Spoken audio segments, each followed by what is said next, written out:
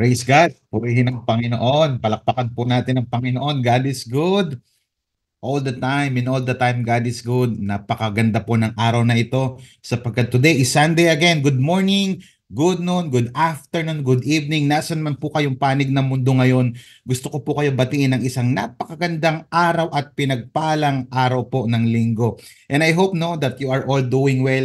Kagaya ko po ng lagi kong sinasabi, every Sunday morning, afternoon, every Sunday noon, every Sunday evening, lagi ko pong sinasabi sa inyo na anuman po ang ating mga pinagdadaanan, gusto ko po sabihin sa inyo na mas marami pa rin po tayong mga bagay na dapat pong ipagpasalamat sa ating Panginoon. I don't know kung ano po yung inyong mga mabibigat na pinagdadaanan ngayon, but one thing is for sure, mabuti po ang Panginoon at lahat po ng bagay ay may katapusan, including yung ating po mga pinagdadaanan. Ngayon po ay nasa third installment na po tayo ng ating brand new series for the month of December entitled Best Christmas Ever. Pwede po bang i-type natin sa comment section yung pinaikling Best Christmas Ever? BCE. Pwede po ba i-type natin sa comment section? BCE. 2 Sundays ago, patuloy ko pong itinatanong sa atin yung what year was your best Christmas ever and why? Pinag-usapan po natin last week and even last week, tinanong ko kayo, ano ba yung best year para sa iyo na masasabi mo na best Christmas ever at bakit? Yung iba po sa atin siguro, ang best year, ito yung panahon na ikaw ay sinagot ng girlfriend, ang best year, ikaw ay nagpakasal, nagka-baby, nagkatrabaho, na-open ng negosyo, nakagraduate ng pag-aaral. Kaya tinatanong natin yan kasi gusto ko maunawaan ninyo na masaya mag-celebrate ng Pasko. Kaya lang, we need to understand na meron pa pong mas malalim na kadahilanan bakit po tayo hindi po natin ito na-distinguish, hindi po ito natin nalaman, magiging masaya ang Pasko sa panlabas, pero sa loob hindi po natin mahihit yung pinaka-purpose kung bakit may Kapaskuhan. 2 weeks ago and even ng Sunday, pinag-usapan po natin yung kaunting nakita natin dito po sa article po ni Dr. John MacArthur, yung 6 ways Satan is stealing Christmas. Marami pong kaparaanan bakit po ninanakaw ng kaaway ni Satanas yung Christmas. Pastor, ang saya-saya naman Pastor, ang happy, joyful. But the thing is, kapag hindi po natin nalaman yung pinaka-meaning ng meaning or purpose ng Kapaskuhang ito, we are missing Christmas. Sabi po niya sa kanyang article na 6 Ways Satan Stealing Christmas, sabi niya, the majority of people in the world will miss the next Christmas. Bakit maraming tao ngayon makakapag-Pasko naman, makakapag-celebrate, but the reality is they will miss Christmas. Why? In spite of all media promotion of Christmas, nakita natin yung promotion, yung mga sale sa mall, yung mga sale sa e-mall, yung tinatawag nating mga nagpapa-deliver tayo, umu-order tayo, add to cart.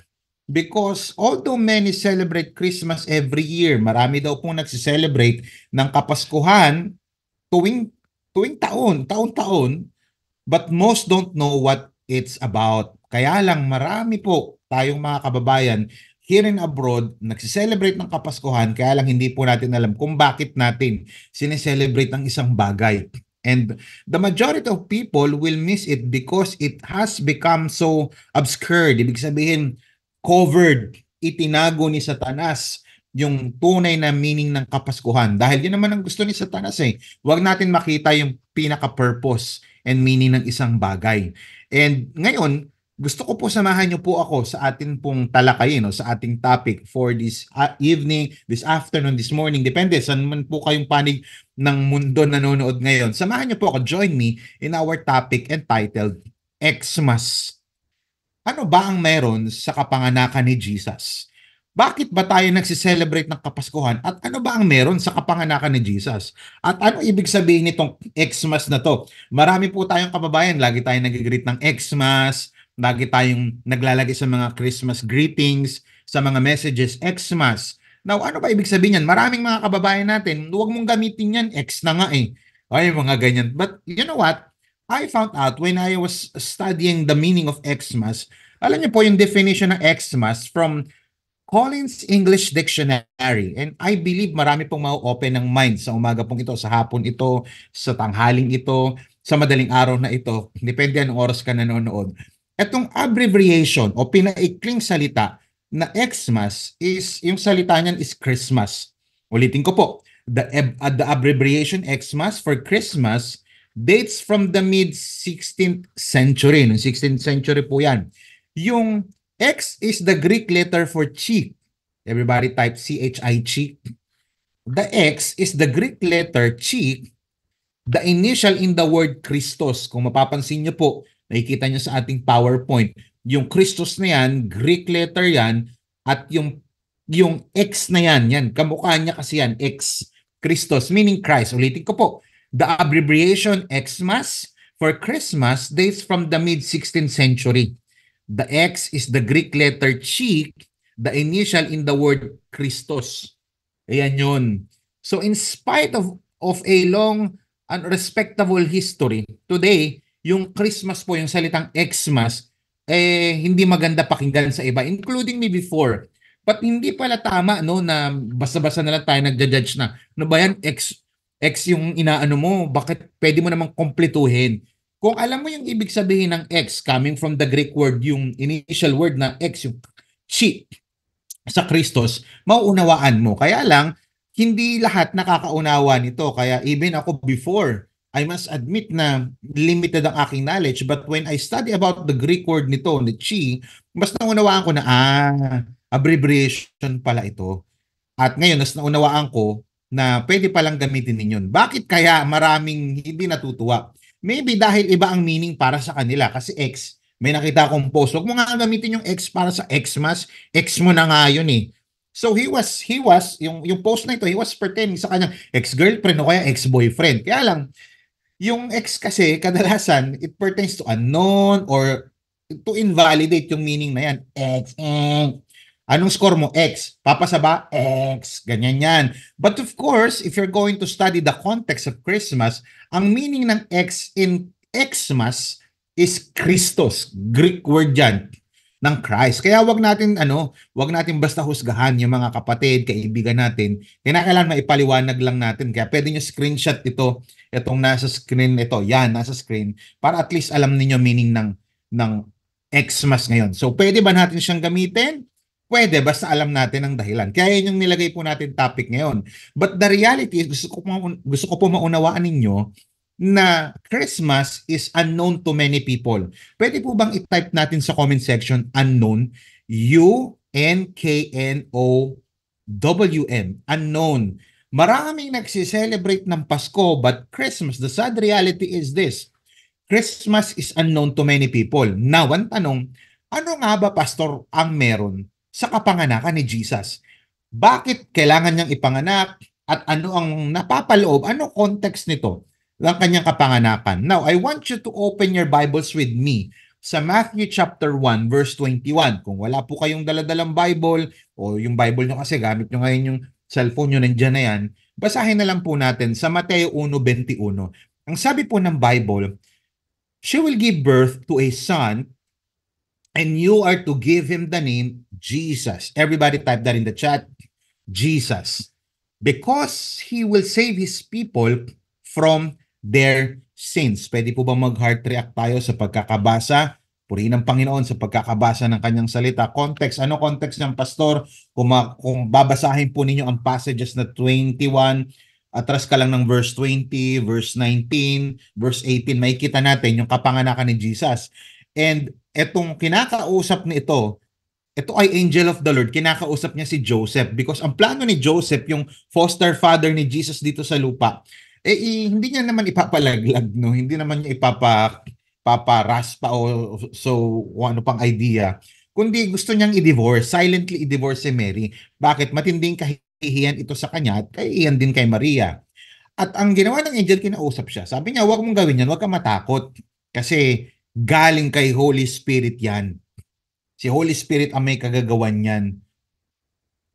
And he was within her, sabi ng verse 20, within her was conceived by the Holy Spirit. Na, kaya sabi ng verse 21, she will give birth to a son. Manganganak si Maria ng isang lalaki at papangalanan mo itong Jesus o Jesus. Because, may dahilan, ba't siya ipapanganak? Because He will save His people from their sins. Now, ang malaking katanungan, ano ba ang meron sa kapanganakan ni Jesus? Ano meron, Pastor? Samahan niyo ako. Basahin ulit natin sa verse 21. Sabi, point number 1, she will give birth to a son and you are to give him the name Jesus. Ano ang meron sa kapanganakan ni Jesus? Point number 1, Christmas reveals His identity. Everybody type that in the chat, identity. Xmas, Xmas reveals His identity. I-reveal ng Kapaskuhang ito yung identity o pagkakakilanlan ng ating Panginoong Hesus. Now, ano ba yung identity ni Jesus Christ? Napaka-unique ng identity ni Jesus Christ. Una, it's about His divine identity. Pakitype sa comment section, divine. Sabi po ng verse 21, she will give birth to a son. Manganganak siya ng isang lalaki. Ang tawag po natin dito is the virgin birth. Uy, matindi ito. Bakit napaka-importante? Bakit essential yung virgin birth? Alam niyo ba that the virgin birth is essential to affirm the deity of Jesus Christ, yung kanyang pagiging Diyos at magkakatawang tao. Ang ibig sabihin po ng ito pong the virgin birth is the doctrine. Ito po ay doktrina na kung saan si Jesus Christ was conceived, na buo at ipinanganak ni Maria sa pamamagitan ng kapangyarihan ng banal na Espiritu Santo without, listen to this, without sexual intercourse with her husband Joseph. Kaya po sabi sa verse 21, iko-conceive siya, nabubuo siya sa pamamagitan ng banal na Espiritu na walang any sexual intercourse. At hindi lang po ito basta nasulat sa Bible, kundi it was also attested. Ibig sabihin, it was proven sa Gospel ni Mark, sa Gospel ni Luke, at inaffirm din ito ng the Apostles' Creed. If familiar ka sa Apostles' Creed, yung 2nd century, and at the same time, yung Nicene Creed, nung 381 AD, He was conceived by the power of the Holy Spirit and born of the Virgin Mary. Ibig sabihin, kaya virgin birth po ang tawag dyan. What makes Christianity different from other religion o worldview? Yung ating pong tagapagligtas, yung founder po ng ating religion ay isinilang ng virgin birth. He was born of a virgin. This is unique glory. Imagine mo, sa dinami-dami ng mga tao na nabuhay sa history ng sangkatauhan, only one person entered the world in this way. Wala ka nang makikita sa history ng mundo mula una hanggang ngayon na isinilang na ganitong kaparaanan. Kaya napaka-importanteng maunawaan natin na isa lang ang mediator ng tao sa Diyos, and He is Jesus. Why? Because there is only one human who was virgin born. Walang iba kundi si Jesus Christ. Kaya nga sabi sa 1 Timothy chapter 2 verse 5, for there is one God and one mediator. Pakisabi nga po sa comment section,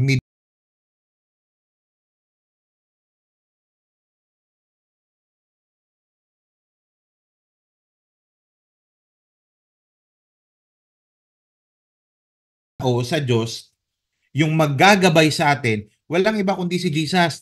Nakakalungkot, marami po tayong kaibigan kapag ka namatay yung kanilang tatay, yung nanay, yung kanilang lolo, kanilang lola, sasabihin, ay buti na lang nasa heaven ka na, gabayan mo kami lagi naway mamagitan ka sa amin tsaka sa Diyos. Mali po yun. Why? There is only one mediator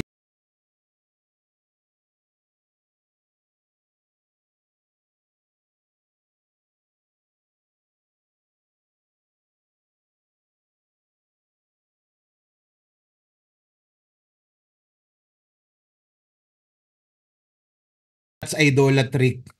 Ang naggagabay lang po sa atin ay ang tagapamagitan ng tao sa Diyos. Walang iba kundi si Jesus Christ. And that leads us to point number 2, yung kanyang human identity. Everybody type that in the chat, human identity. Sabi ng Bible, she will give birth to a son. That's divine identity, virgin birth. And you are to give him the name Jesus. That's human identity. You see, when we speak of Jesus of the Bible, kapag pinag-uusapan natin si Jesus Christ nung Bible, yung Jesus ng Biblia, hindi yung Jesus Christ ng kung saan-saan, we are referring to God in the flesh. Yung pinag-uusapan natin dito, Diyos na nagsakatawan tao. The name Jesus is our Lord's human name. Kaya imagine mo, bakit may bar Jesus sa Bible, may ibang Jesus? Kasi marami rin pong mga Jesus ang pangalan noong unang panahon. Kaya nga ang identification niya, Jesus of Nazareth. Ayan, yung pangalang Jesus, pangalan ng tao yan. The name Jesus is our Lord's human name. He is given many names in the Bible. Maraming pangalan ng ating Panginoon. Pero yung pangalang Jesus ay nag-identify na siya ay tao at para makarelate siya sa tao. He was all God, ang sabi ng Philippians chapter 2, yet He was all man too. Ibig sabihin, 100% God si Jesus and at the same time 100% man. That's unique. Ang tawag po natin dyan ay yung kanyang nature ng pagiging God-man. Napaka-importanteng maunawaan po natin na 100% po si Jesus na God at 100% din po siyang tao. Hindi po siya 50%, hindi po siya 50% na Diyos, hindi po siya 50% na tao. He was all God, yet He was all man too. And kinakailangan niyang pagdaanan ito para maka-empathize at maka-identify sa atin para maunawaan natin na nauunawaan pala tayo ng Diyos at magkaroon tayo ng comfort that despite of the things that we are going through, meron pong Diyos na dumaan din, Diyos na nagkatawan tao. Ang tawag po niyan sa theology ay hypostatic union. Dalawang nature ng Diyos, nature ng tao, sa isang katauhan lang. Hebrews chapter 4, verse 15 to 16. For we do not have high priest who is unable to sympathize. He was able to sympathize with us. Yan po ibig sabihin yan. Yung high priest po natin si Jesus Christ, for we do not have a high priest who is unable to empathize or sympathize with our weaknesses. But we have one who has been tempted in every way. Sa lahat daw po na-tempt si Jesus Christ. Just as we are, kagaya natin, natitempt tayo, natutukso tayo, dumadaan tayo sa pagsubok, yet was without sin. Ibig sabihin, perpekto ang ating Panginoon, hindi nagkasala.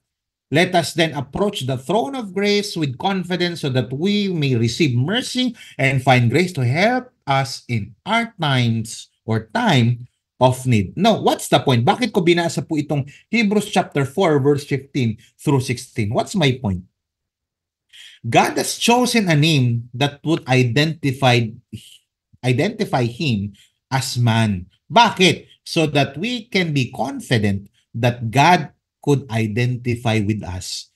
Pumili ang Diyos ng pangalan ng tao at itong Diyos na ito ay nagsakatawan tao para makita natin at maramdaman natin na itong Diyos na ito ay He would identify Himself as man so that we can be confident, listen, that God could identify with us. Ano pwede nating matutunan dito, Pastor? Sa madaling salita, alam ni Lord ang sitwasyon mo.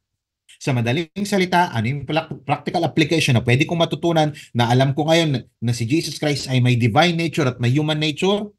Alam ni Lord ang lahat ng pinagdadaanan ng tao. Alam niya ang kalagayan natin. I don't know kung ano ang pinagdadaanan mo. Magpapasko, ang dami ng pinagdadaanan mong problema. Pastor, madami akong pinagdadaanan ng financial difficulties ngayon. Alam ni Lord ang pakiramdam.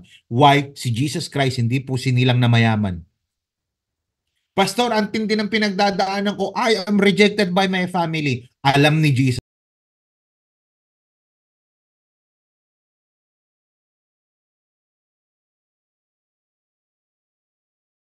Salita na yan. Anak lang naman ng karpintero yan.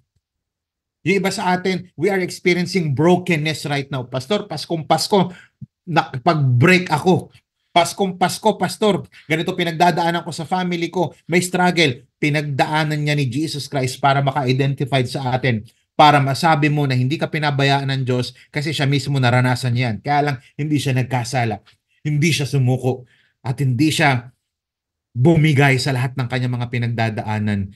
Ano pwede natin matutunan dito? Kapatid, I don't know kung gaano kabigat ang pinagdadaanan mo ngayon, pero gusto ko sabihin sa iyo ngayon na pinapasabi ni Lord na naiintindihan ka niya at alam niya ang yung pinagdadaanan. At kung feeling mo ngayon malayo ka sa Diyos, pwede kang bumalik. Kung feeling mo ngayon pinabayaan ka ni Lord, nagkakamali ka, hindi ka pinabayaan ng ating Panginoon. Kung feeling mo wala kang supply ngayon, darating ang supply dahil kung minsan inaalaw tayo ng Panginoon na dumaan tayo sa mga matitinding pagsubok and even temptation for us to go near to Him, for us to depend on Him. Kapatid, alam ni Lord ang sitwasyon mo. Alam niya ang kalagayan mo. Kaya hindi mo pwedeng sabihin, wala namang pakialam sa akin si Lord. No, no, no. Nagsakatawang tao siya para malaman mo na siya yung gagawa ng paraan sa lahat ng problemang pinagdadaanan mo, ultimately sa pinakamatinding problema ng tao, which is kaligtasan. Mamaya explain ko po yan. Kaya nga po sabi sa John chapter 1 verse 1, in the beginning was the Word, and the Word was with God, and the Word was God. Nang umpisa pa lamang po ang salita, at ang salita ay kasama ng Diyos, at ang salita ay Diyos. Sabi ng verse 2, He was with God in the beginning. Sino yung He? Yung salita daw kasama na ng Diyos. Nung umpisa pa lamang. The person who wrote this, walang iba kundi si Apostle John, the beloved. Ito yung apostol na gustong nilaging kasama ni Jesus Christ. Sa lahat ng mga disciples, nung napako si Jesus Christ, siya yung present. Ibig sabihin, saksi si John the Beloved sa lahat ng pinagdaanan ni Jesus Christ and even sa kanyang identity. Kaya sabi niya, John chapter 1 verse 1 and 2, yan yun.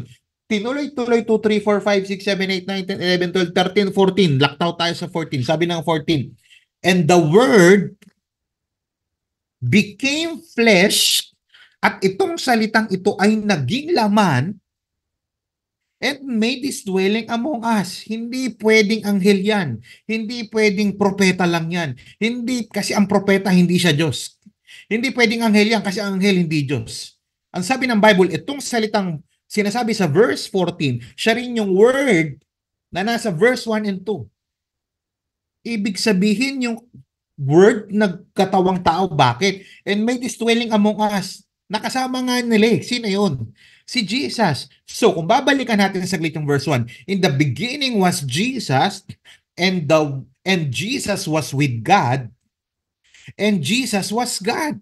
Jesus was with God in the beginning. So therefore, totoo po ang katuruan ng the doctrine of Trinity. Why? Because Jesus, listen to this, sabi sa verse 14, Jesus became flesh and made His dwelling among us. You see? Kaya, tama po ba, Pastor, na i-celebrate natin ang Pasko? Oo naman. Pastor, tama din po ba na i-celebrate po natin ang Kapaskuhan tuwing 25? Depende yan sa perspective mo. Kung ang perspective mo, pang pagan ng ang December 25, sasabihin mo, hindi kami nagpapasko, wala kaming Pasko kasi pagano yan. Well, originally, alam nyo ba, according to the Encyclopedia Americana, isang 1946 article about Christmas, sinasabi nila na in the 5th century, the Western Church nag-order na kinakailangan i-celebrate po ang Christmas forever, yung kapanganakan ni Jesus Christ forever. Tuwing kailan? On the day of the old Roman feast of the birth of Sol. Pag sinabi pong Sol, S-O-L, the Sun. Sabi ng Western Church noong unang panahon, noong 5th century, dapat i-celebrate ang Kapaskuhan, ang kapanganakan ni Jesus Christ. Teka muna, hindi naman December 25 pinanganak si Jesus Christ. Oo nga. Kaya lang nagtalaga ng isang araw para iisa ang mga Christian sa pagsi-celebrate nito. Kasabay. Imagine mo, sinabayan nila yung Old Roman feast ng kapanganakan ni Sol. Ibig sabihin, the sun. Even among the German Celtic tribes, yung mga nagpauso ng mga pag-aalay ng mga hayop, ng pag-aalay ng kanilang mga agriculture noong unang panahon, kaya meron ding All Souls 10, All Saints.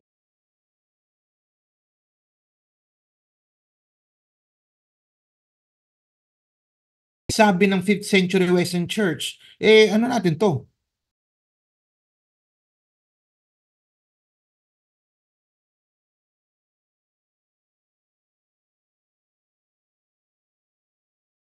The birth. of soul. Pero kung isi-celebrate mo yung kapanganakan ni Jesus Christ, which is purely Christian, pwede. Kasi kung sasabihin lang natin, pagan yan eh. Di wag ka na rin magdiwang ng Sunday. Alam nyo ba, ang Sunday, Day of the Sun yan. Mga galing Roman, ano rin yan eh. Roman culture din yan eh. Hindi lang mga Romans ang gumagamit yan, even yung mga Egyptian astrology. Kalat na kalat yan yung hindi lang Roman Empire lang po ang gumagawa niyan. Di Sunday, wag na rin Monday. Kasi wag na rin Tuesday, lahat po yan galing ng ano yan eh, ng ng kultura nila yan eh. You see, napaka-importante nito. Yung sun worship, kaya may Sunday sila. Sun worship was one of the oldest components of the Roman religion. May religion din po ang mga Romano. The sun was regarded as a Roman god. Hindi, wag na natin i-celebrate, wag na natin gamitin ng Sunday.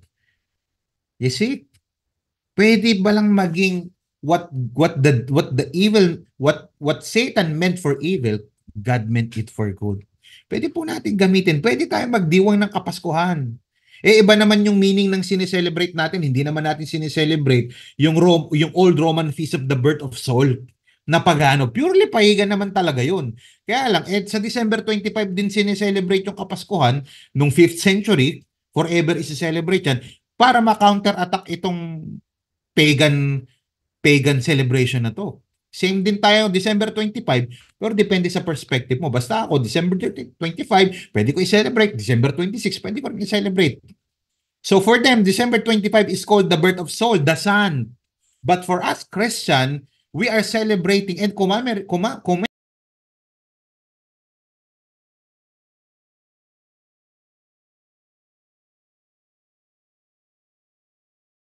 Jesus is both human and God. Sinadya ng Diyos na puntahan ang tao para to sympathize with us. 100% God, para sure na walang bahid ng kasalanan. Pure. Pakitype sa comment section, pure. And 100% human para tayo ay maligtas sa pamamagitan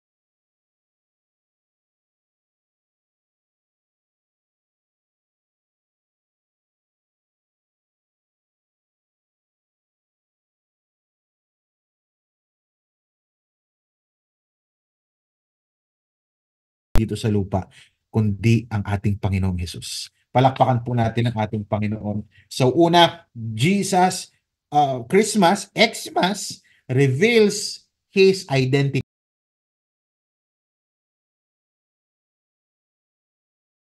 Jesus, bakit? Because He will save His people from their sins. Una po, ni-reveal ng Christmas na ito yung kanyang identity. Pangalawa, Christmas or Xmas reveals His intention. Type that in the chat, intention.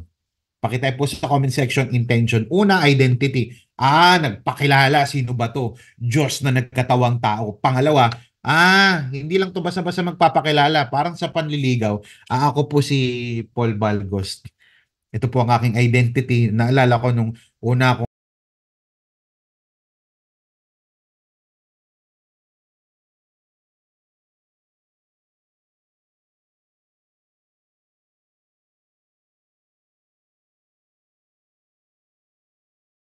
ay panganay, ako po ay full-time worker sa church, bla bla bla bla.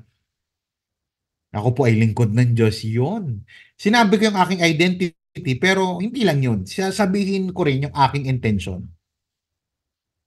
His name reveals His intention. Yung salitang Jesus, may meaning po yan. Hindi lang identity ang nire-reveal ng Kapaskuhan ito, pati yung intention. His name reveals His intention. Ano yung intention? Number one, it is about a sacrificial intention. Pakisabi sa comment section, sacrificial intention.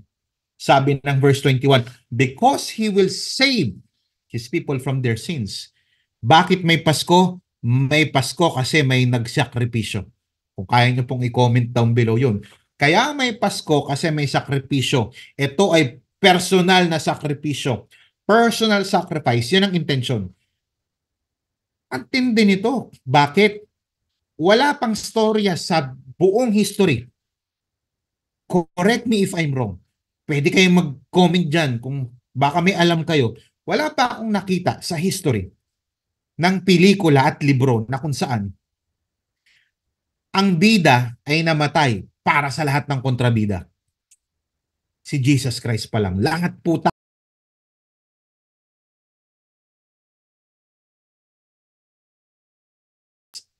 in that way, while we were still sinners, Christ died for us. Sino ba tayo? Tayo po ay mga taong, yes, mahal ng Diyos, pero tayo po ay mga makasalanan. We are all enemies of God because we deserve to be punished in hell.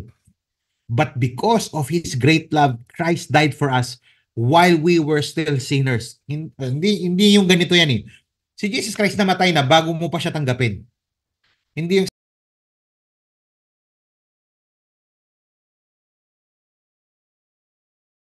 tanggapin mo ko. Hebrews chapter 9 verse 12. He entered once for all into the holy places, not by means of the blood of goats and calves. Noong unang panahon kasi, yun yung kaparaanan. Kasi foreshadowing ng ginagawa ng Old Testament times, yung pagpatay ng hayop, pag-sacrifice yung dugo. Foreshadowing yun, picture yun ng ultimate na gagawin ni Jesus Christ sa cross. But by means of His own blood, thus securing an eternal redemption. Sinecure ni Jesus Christ yung eternal redemption. Kaya lang ang tanong, are you going to put your faith in Him? The bad news is we are all sinners. What makes this bad news worse is that the payment for sin is death. Christ died for you and you can be saved through faith in Jesus.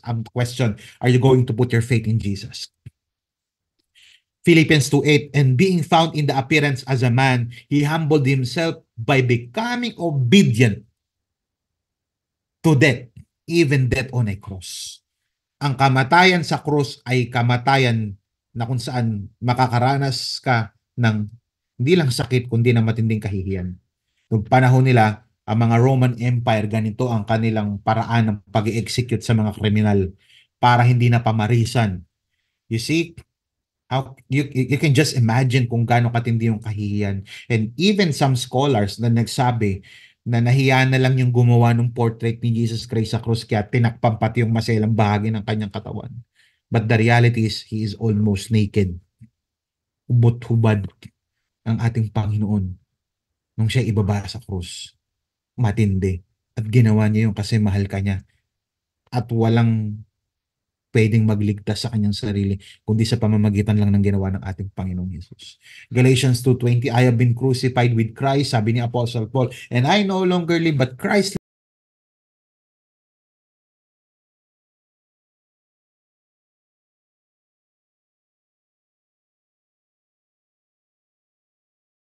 sa akin, that sacrifice.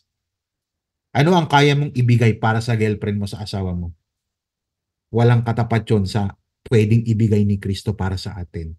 Kaya may Pasko. Bakit may Pasko? Kaya may Pasko kasi may nagsakripisyo intentionally. Kaya may Pasko dahil may nagsakripisyo at ito ay personal na sakripisyo. Pangalawa, it is a sure intention. Unang intention, sacrificial intention. Pangalawa, sure intention. Pag sinabing sure, hindi pwedeng hindi mangyari. Siguradong mangyayari. She will give birth, pertaining to Mary, to a son, meaning Jesus, and you are to give him the name Jesus. Because He will, pakitype sa comment section, He will. Sure yun.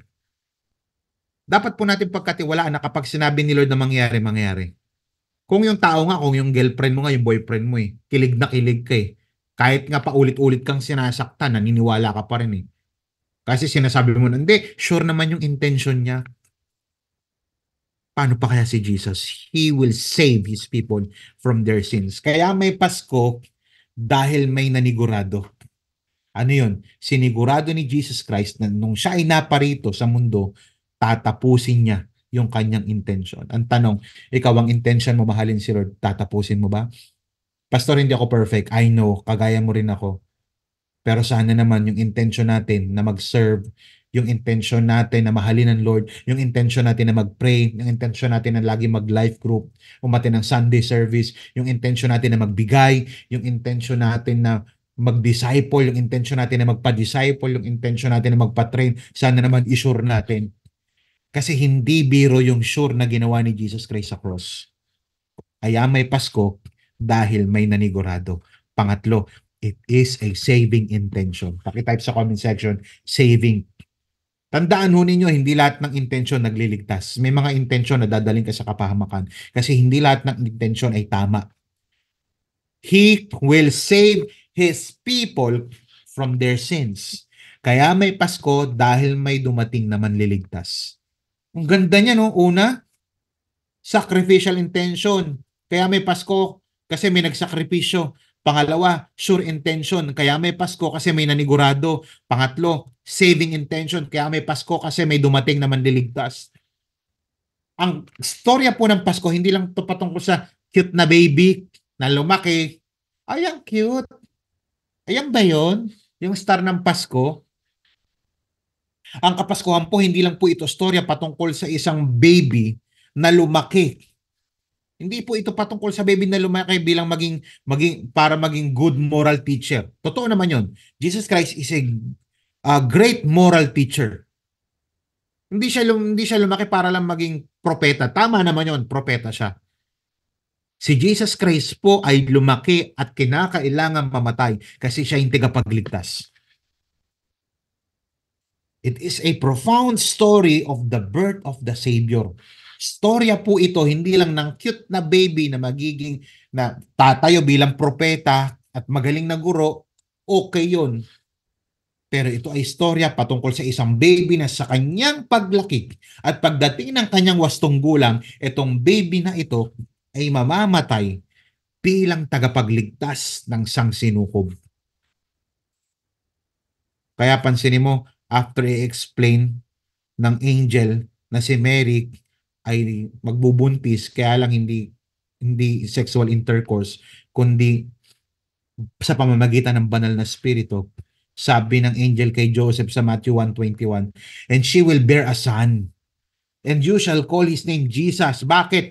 For it is he, si Jesus, who will save his people from their sins. Yung salita pong Jesus, English word dyan, sa Hebrew pong ibig sabihin niyan Joshua. Pakitype nga sa comment section, Joshua, na ang ibig sabihin ay Jehovah is salvation.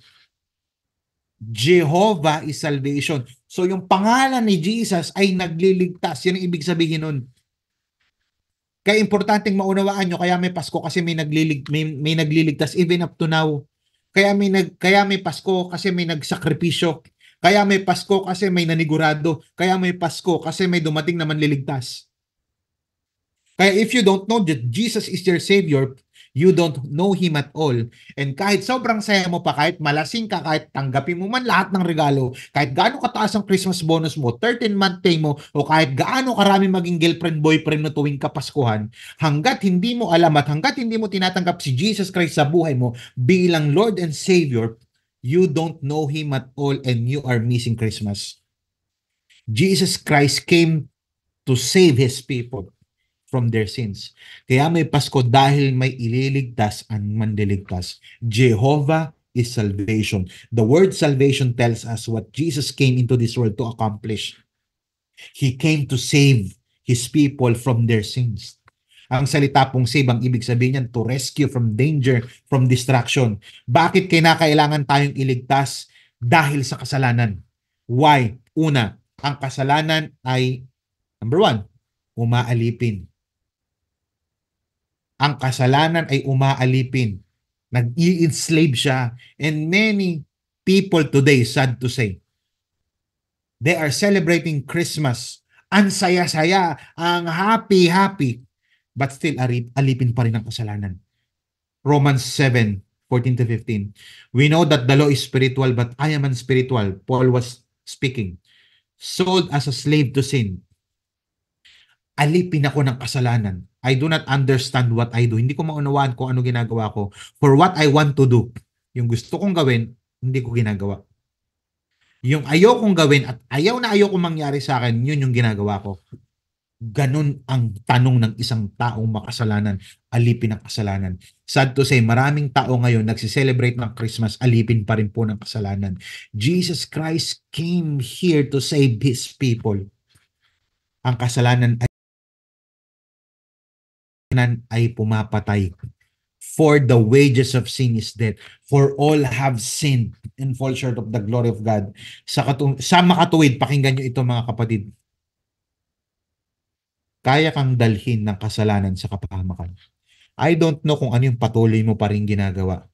Pwedeng pambababae, panlalalaki, pagsisinungaling, pangloloko, paggawa ng hindi magaganda, pag-iisip ng hindi magaganda. Kaya kang dalhin ng kasalanan na yan sa kapahamakan. Kung ano yung mga pinagdadaanan natin ngayon, possibly, produkto po yan ng mga consequences ng mga nagawa natin. But ultimately, meron tayong great consequence na mararanasan na wala ng katapusan. At yun yung habang buhay na pagkakawalay sa ating Panginoon Diyos. Kapatid, gusto ko maunawaan mo na ang season na ito ginagamit ng Panginoon para magligtas ng tao. Nung panahon ni Jesus Christ, ang daming sanggol na namatay. But only one of them, even up to now, would grow up to become the Savior of the world. Wala nang ibang pwedeng magligtas ng kaluluwa mo at kaluluwa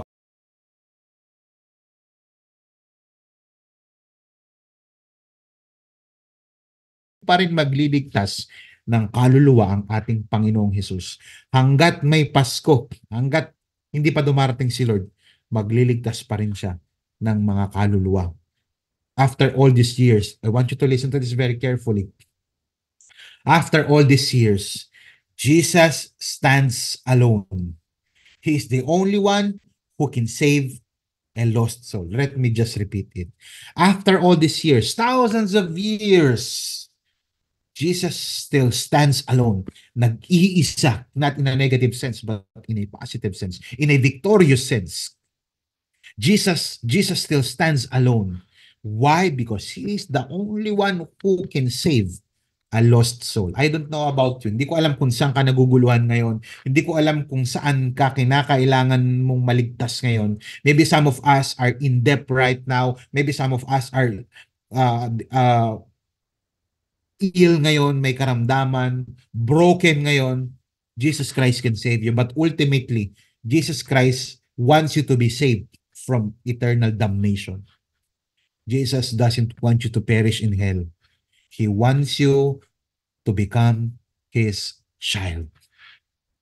At wala nang ibang paraan kundi magsisi at manampalataya, repent and believe in the Lord Jesus Christ. Acts chapter 4 verse 12. Only Jesus has the power to save. Wala nang iba. Your money doesn't have the power to save. Yung iba,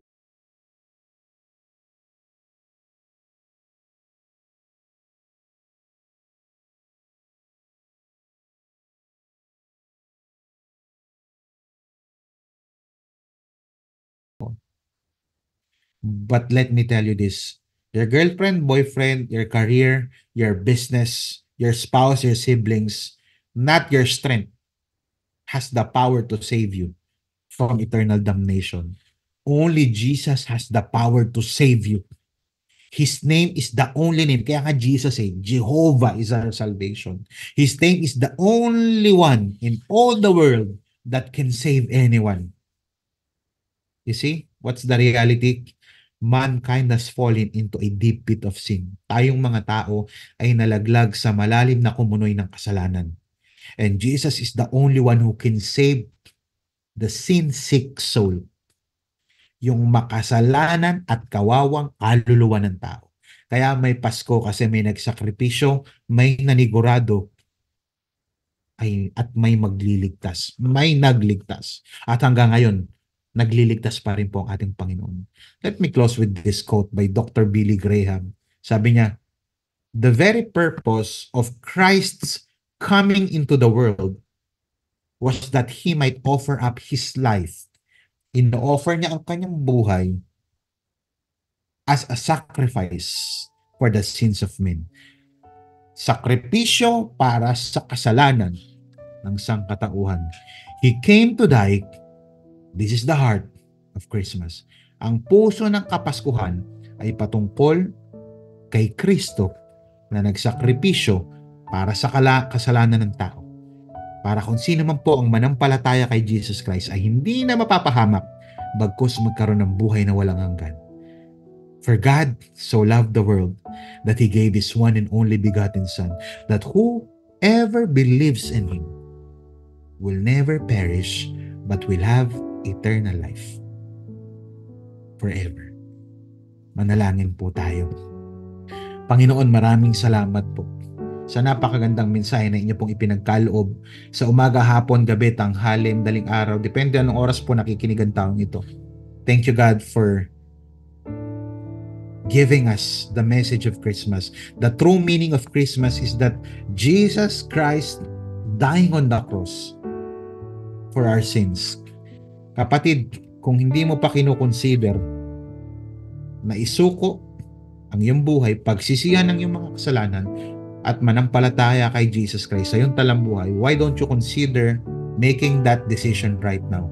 What's the best decision na pwede mong gawin? Kapatid, habang tayo ay nananalangin, the best decision that you can make right now is to decide to repent of your sins. Pagsisihan mo yung mga nagawa mong kasalanan, aminin mong makasalanan ka at manampalataya ka kay Jesus Christ para sa iyong kaligtasan.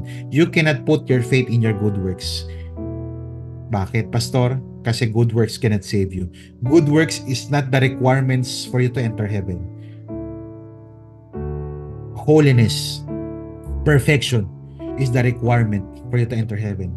Kahit gaano ka kabait, you are not perfect and you are not holy. Hindi ka banal. In a sense, banal ka dahil pinabanal ka ni Lord, pero yung holiness na sinasabi natin dito, yung nature ni God na hindi nagkakamali, lahat tayo nagkakamali pa rin. Kapatid, aminin mo na ikay makasalanan at hindi mo kayang iligtas ang sarili mo. Manampalataya ka sa ating Panginoon at sabihin mo, Lord, I repent from my sins. I thank you for your good news. Lord, salamat dahil yung kapaskuhan pa lang ito, yung Xmas na ito, nire-reveal mo yung iyong identity na ikaw pala ay human, 100% human and 100% divine at the same time. Thank you, God, dahil ni-reveal mo rin hindi lamang ang iyong identity, kundi ang intention mo. Lord, yung intention mo na magsakripisyo, manigurado at magligtas. Salamat, Lord. You came here. Kaya ako magsiselebrate ng Pasko kasi ngayon alam ko na merong identity kang ni-reveal at may intention kang ini-reveal. Salamat sa sakripisyo. Salamat at sinigurado niyo po ito. At salamat dahil nagliligtas ka even up to now. Nagliligtas ka at magliligtas ka. Lord, save me. Iligtas niyo po ako. Sabihin mo lang.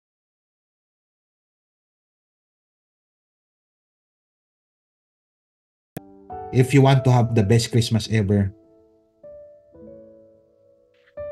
ask Jesus Christ for forgiveness and believe in Jesus Christ for your salvation.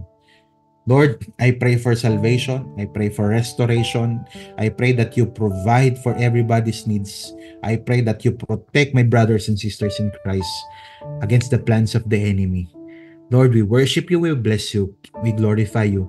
In Jesus' mighty name, amen and amen. Type nga po natin sa comment section, amen. Palakpakan po natin ang ating Panginoon. Praise God. Are you blessed this morning, this afternoon, this evening? If you are blessed right now, it's time for us to bless His church, yung simbahan po ng ating Panginoon. Lalabas po sa ating screen yung ating pong GCash number if you want to bless the Church of Jesus. Ito pong simbahan ni Jesus. Ito po yung kaparaanan para kayo po ay maibalik ninyo kay Lord yung ibinigay niya sa inyo. And sa ating po mga kapatid sa pananampalataya, alam naman po natin na hindi lang po basta ito required, kundi pribilehiyo, encouragement and responsibility natin magbigay sa ating Panginoong Hesus. Kung ikaw naman po ay first timer, you are not required na magbigay. Ito po ay pinapractice ng mga follower ni Christ. If you are a follower of Christ, then you ought to give sa kanya pong gawain. At dito po ako magtatapos. Gusto ko po kayong i-encourage that you give to God kung anong nararapat para sa Panginoon. And gusto ko pong i-remind kayo na tuloy-tuloy pa rin po tayo sa ating pong amazing expansion. Our desire is to transfer to a nicer and bigger building. Yan po, nakikita niyo po sa inyong screen kung paano po mag-participate. Ilatay po ng ating usher, ng ating admin, yung ways kung paano po tayo makasali dyan. Ang goal po namin, within 7 months ay makapag-raise up ng enough money para po makahanap po tayo ng isa pong place na kung saan mas marami po ang makakapasok na tao, marami makakapag-worship at pwede pa tayong makapagdala ng mga tao na gusto nating makakilala at maligtas sa pamamagitan po ng mensahe po ng gospel, ng good news ni Jesus Christ. Nandiyan po sa ating screen, nandito rin po sa comment section, ilalagay yung paraan para po kayo ay makasali. You can give any amount kung ano po yung inilalagay ni Lord. Ni Lord sa puso nyo, wag yung gusto lang ninyo. Yung gusto ni Lord na inilagay sa puso ninyo. Join us to this cause at naniniwala ako na mas marami pa pong magbe-benefit sa atin sa pagbibigay po natin sa ating pong Panginoon. God bless you. This is Pastor Paul Balgos of Amazing Hope Marikina Campus. See you again next week for our napakagandang topic dito po sa Best Christmas Ever series dito po sa buwan po ng December. Maraming salamat. God bless you and God loves you.